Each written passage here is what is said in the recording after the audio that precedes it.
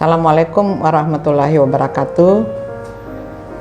Selamat berjumpa lagi di dalam broadcast yang dilaksanakan oleh Bung Komarudin Rahmat, Bung Komar panggilan akrabnya, yang selama ini sudah banyak mengundang atau mengajak para alumni yang disebut dengan sahabat alumni HMI.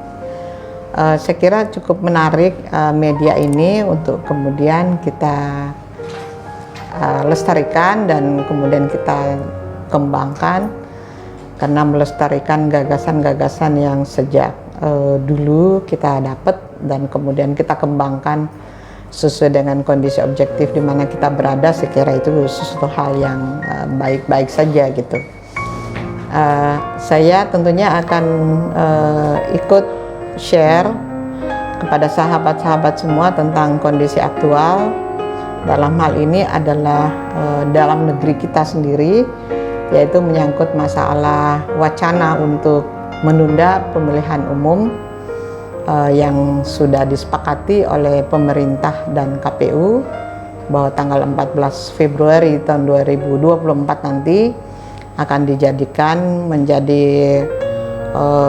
Central of Democracy Participation, yaitu di mana kita rakyat merasa hak kita selama 5 tahun tertumpah pada satu hari, yaitu pada saat pemilihan siapa yang akan menjadi pemimpin bangsa dan negara.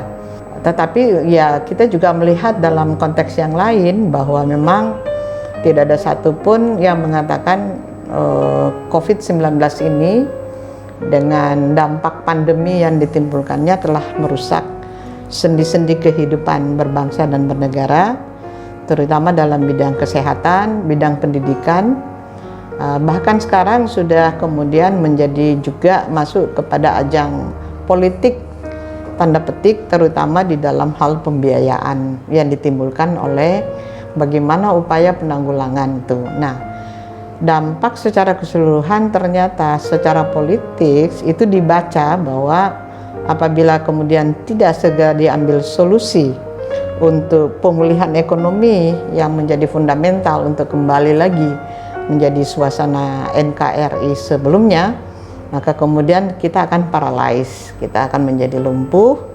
Dan kemudian kalau sebuah negara itu lumpuh, maka tentunya yang paling menderita adalah rakyatnya.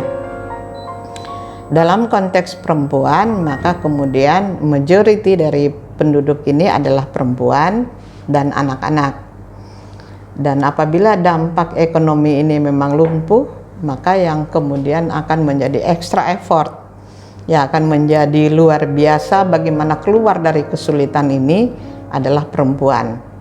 Karena kecil gaji yang diserahkan oleh hasil penghasilan suami dan besar gaji penghasilan suami yang diberikan kepada istri, semua itu terpulang kepada kepiawaian istri, para ibu untuk mengatur begitu. Kalau cukup pasti nggak ada yang cukup, karena cukup itu unlimited gitu ya. Nah, oleh karena itu kalau memang dalam konteks politik ekonomi, pemulihan ekonomi, maka dalam perspektif perempuan, pasti perempuan mengatakan ya ekonomi harus bagus gitu kan. Karena yang merasakan itu, kalau ada kenaikan harga, kalau ada kesulitan untuk mendapatkan hal barang-barang untuk kemudian menjadi konsumsi dalam rumah tangga, utama dan terutama justru perempuan, ibu-ibu yang mengatur itu.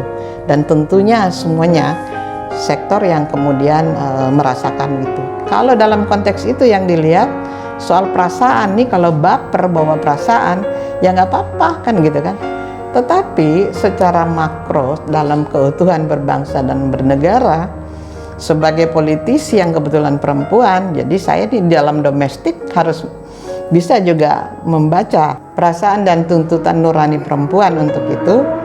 Tetapi sebagai politisi tentu saya akan bersekukuh dan kemudian juga akan mempertahankan sifat kritis politik saya terhadap pemihakan konstitusi itu gitu.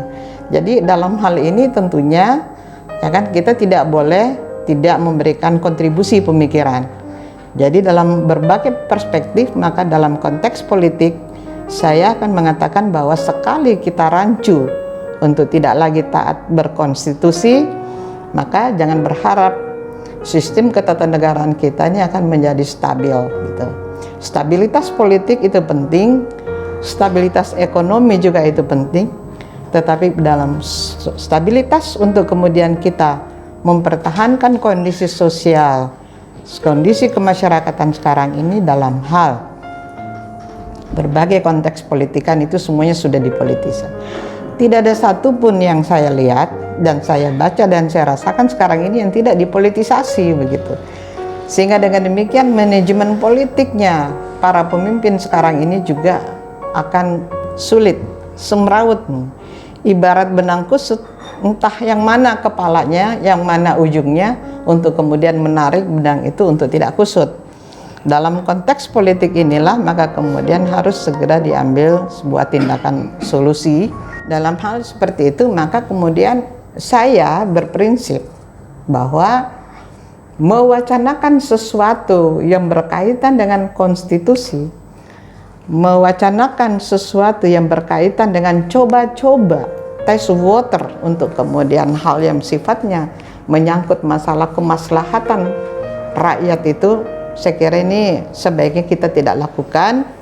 Kita itu apalagi yang kemudian punya kewenangan seperti itu. Jadi kita harus malulah kepada rakyat, kita harus kasihanlah kepada rakyat, kita harus kemudian peka dan empati terhadap rakyat. Kasihan kalau kemudian kita terus-menerus sepanjang ini kita menjadikan rakyat kita itu menjadi ajang atau menjadi lahan atau menjadi media untuk kemudian kita uji coba dan sepertinya selalu dijadikan objek semata daripada bagaimana sikap politik yang dominan atau didominasi. Saya kira sudah saatnya sekarang ini ya kan kita kembalikan sebetulnya kepada rakyat. Kalau rakyat yang mengatakan itu ya kan, ya mungkin ada benarnya. Karena pemilihan presiden itu langsung oleh rakyat. Jadi kalau rakyat yang memberi mandat itu sudah mengatakan seperti itu, ya kenapa tidak? Kita pemerintah dalam hal ini harus menyesuaikan karena itu aspirasi. Tapi kalau hanya diwacanakan oleh tanda petik beberapa saja gitu yang tidak representatif untuk mewakili rakyat, saya kira sebaiknya juga para pemangku yang nanti akan mendesain itu janganlah mencoba-coba, waspada. Saya kira jangan, sekali lagi saya mengatakan tidak patut dan tidak pantas kalau kemudian rakyat itu selalu dijadikan menjadi bahan uji coba untuk itu. Jadi saya kok berpikir ya gitu, mudah-mudahan saja dalam waktu yang tidak terlalu lama ini kita segera keluar dari tanda petik suasana mencekam terhadap topik pengunduran jadwal pemilihan umum itu. Saya kira seperti itu.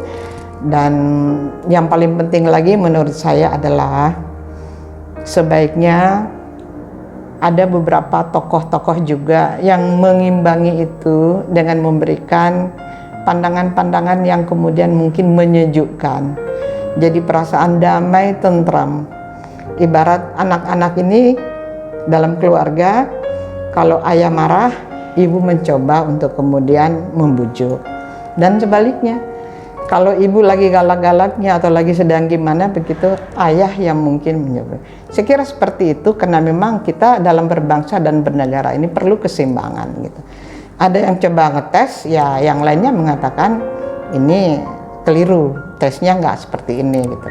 Jadi sebagai anak bangsa dan sebagai sahabat di alumni HMI, tentunya saya selalu mengajak kepada adik-adik, terutama yang masih sedang berada di pendidikan ya, di universitas dimanapun, bahwa kelak kalian yang akan memimpin republik ini, mengedepankan bangsa ini mau diarahkan kemana. Oleh karena itu, jadikan wacana ini semuanya menjadi exercise politik Anda. Jadikan menjadi exercise politik dan juga sekaligus intelektual, dan kemudian belajar dari situ. Sejarah-sejarah masa lalu sudah memberikan terlalu banyak kepada kita titisan, warisan untuk kemudian dipelajari. Mana yang terlibat, libatkanlah. Mana yang tidak terlibat, ya jangan dilibatkanlah, seperti itu. Suasana-suasana seperti ini juga selalu mengganggu suasana ketentraman, ketenangan di dalam bermasyarakat, berbangsa dan bernegara. Saya kira seperti itu. Saya secara pribadi sebagai sahabat hanya mengatakan bahwa kalau dunia politik ini makin diwarnai dengan politik seperti ini, maka ini juga adalah bagian dari sistem pembinaan dan pembinaan politik bagi generasi bangsa. Saya kira seperti itu. Dan jangan terlalu dikotomi, jangan juga terlalu mengkultuskan, tapi juga tidak membiarkan ini menjadi polarisasi yang menjadi habis waktu, energi bangsa ini untuk memikirkan hal-hal yang sepele, tapi masa depan, ancaman yang paling lebih berbahaya buat kita, buat saya pribadi, tentunya adalah pemulihan.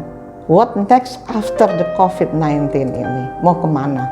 Ini anjuran WHO, informasi dari WHO, bahwa akan lebih banyak orang yang akan mengalami depresi, gangguan jiwa sesudah ini. Itu luar biasa itu.